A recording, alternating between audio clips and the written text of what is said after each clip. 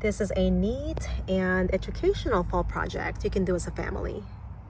Hey guys, we are going to make a couple of spore prints from these wine cap mushrooms. These are more on the mature side and they are already starting to release their spores, so they're not going to taste that good. So we're going to go ahead and harvest them and make some spore prints.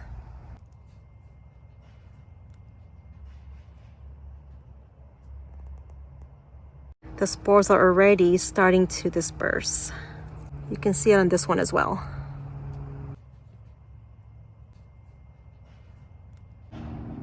Carefully remove the cap.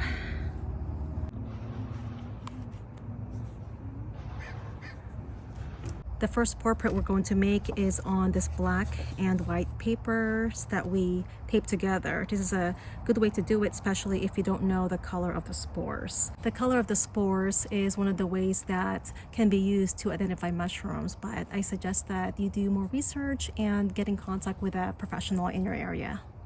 So we're going to put that in the middle. So let's try to move it so half of it will go on the white paper and half will go on the black.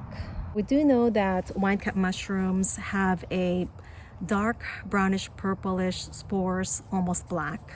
Then we're going to cover the mushrooms to keep it humid in there so the mushroom doesn't dry out, and this will also reduce air currents so that way the spores don't fly all over the place.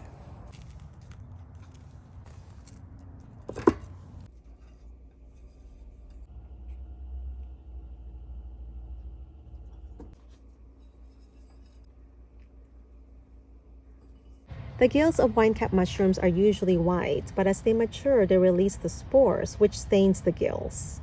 Here they are in natural light. I think they turned out great. And these would be fun to frame.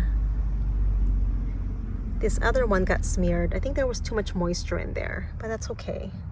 This is a neat and educational fall project you can do as a family. Thanks for watching, and I hope that you found this video helpful. I'm going to apply a couple of coats of hairspray to seal and preserve the spore prints. I'm holding the hairspray about 8 to 10 inches away.